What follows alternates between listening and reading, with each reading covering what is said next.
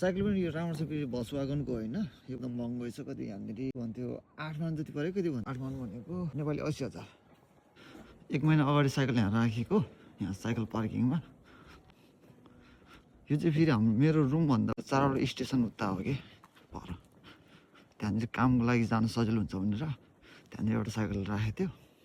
सब cycle parking यो चाहिँ जापानमा चाहिँ प्रायः धेरै साइकलमा युज हुन्छ। मेरो साइकल यहाँ के त थाहा छैन नि, मेरो साइकल लिइरहेको छ।